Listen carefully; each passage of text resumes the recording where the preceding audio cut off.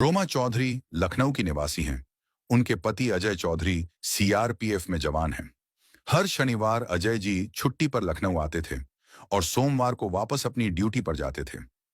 रोमा जी ठाकुर जी की बड़ी भक्त हैं और उनके घर में लड्डू गोपाल थे, जिनका नाम माधव रखा हुआ था, जिनसे वह बहुत प्रेम करती हैं। वह रोज माधव की सेवा करती हैं, भोग चढ़ाती हैं और साधना करती हैं। एक उनका बेटा था जो कि 14 साल का है। एक शनिवार की रात, जैसे हर बार की तरह अजय जी स्पेशल लीव पर लखनऊ आए। उन्होंने रोमा जी से कहा कि कुछ बातें करनी हैं। वे दोनों बातें करना चाहते थे, लेकिन उनका बेटा रोमा जी के बिना सोता नहीं था। रोमा जी ने कहा, 5 मिनट रुकिए, मैं बेटे को सुलाकर आती हूँ। लेकिन जब रोमा जी बेटे को सुला रही थीं, तो अचानक उनकी आंख लग गई और उन्हें यह महसूस नहीं हुआ कि कितनी देर हो गई।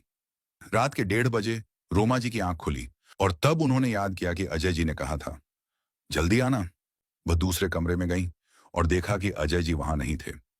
वह किचन, बाथरूम और बालकनी में ढूंढने गई, लेकिन अजय जी कहीं नहीं मिले। उनका सामान भी गायब था। रोमा जी ने सोचा कि अजय जी नाराज होकर वापस चले गए होंगे। वह समझ गईं कि उनका पति जल्दी नाराज हो जाता है, क्योंकि वह बहुत प्रेम करते हैं। उन्होंने सोचा, चलो बाहर कैंपस में देखती हूं, लेकिन वहां भी वह नहीं मिले। चिंता में डूबकर उन्होंने अजय जी की बहन और जीजा जी को फोन किया और कहा कि अजय जी नाराज होकर चले गए हैं। बहन ने कहा, इतनी चिंता मत करो, वह वापस आ जाएंगे। लेकिन रोमा जी ने तय किया कि वह अपने पति को ढूंढने जाएंगी। वह माधव को लेकर रात के 2 बजे स्कूटी पर निकली। गेट के पास सिक्योरिटी गार्ड ने पूछा कि वह इतनी रात को कहां जा रही हैं। रोमा जी ने कहा कि वह अपने पति को लेने स्टेशन जा रही हैं, क्योंकि सवारी नहीं मिली। वह चारबाग स्टेशन पहुंची, जो लगभग 14 किलोमीटर दूर था। वहां पहुंचने के बाद उन्होंने देखा कि स्टेशन पूरी तरह खाली था। वह माधव से पूछने लगी, तुम्हारे पापा कहाँ हैं? तभी रास्ते में कुछ कुत्तों का झुंड उनके पीछे पड़ गया। वह बाहर की तरफ भागने लगी और अचानक एक आदमी से टकरा गई। वह आदमी कोई और नहीं, बल्कि उनके पति अजय जी थे। अजय जी ने कहा, तू इतनी रात को यहां कैसे आई? और रोमा जी ने जवाब दिया, माधव मुझे लेकर आया है। वह मुझे कह रहा था कि चलो पापा को ढूंढने चलते हैं। अजय जी का गुस्सा शांत हो गया और रोमा जी की आंखों में आंसू थे। दोनों ने एक दूसरे को गले लगाया।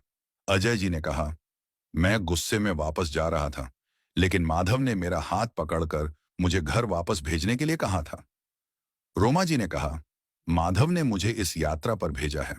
वह हमेशा मेरे साथ रहता है। इस बीच दोनों पति पत्नी का प्रेम एक दूसरे के प्रति और माधव के प्रति उमड़ पड़ा। वे रेवड़ी लेकर अपने घर लौट आए।